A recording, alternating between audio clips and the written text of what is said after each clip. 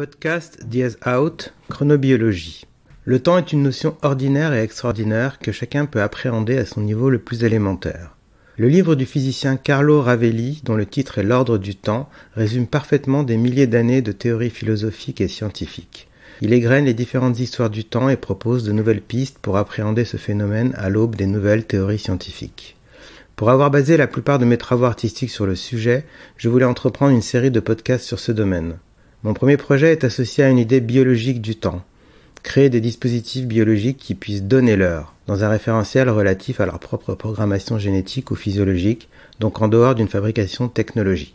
Ainsi, de la modification d'un gène et que le temps s'exprime en nous par une trace sur notre corps, qu'il apparaisse dans un bol de soupe primordiale, entretenu et colonisé par une bactérie maniaque qui se rassemble en bâtonnets à chaque heure du temps humain, à chaque siècle de son temps biologique, aimanté par une folle mutation, une danse onirique qui nous offre un décompte, celui à rebours du temps à venir. Que ces nouvelles horloges biologiques, externes, posées sur notre table de chevet, à l'heure du sommeil, rencontrent nos horloges internes et qu'elles se synchronisent avant le rêve et se donnent à l'alerte à notre réveil.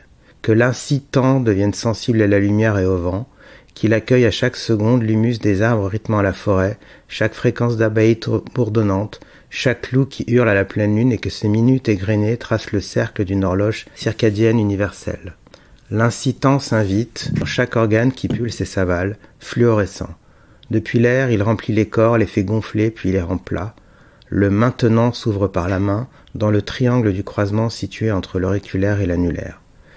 Célérité et proportion, battements de cils, frôlons amicaux, danse du ventre, câbles marins à la limite de leur tension.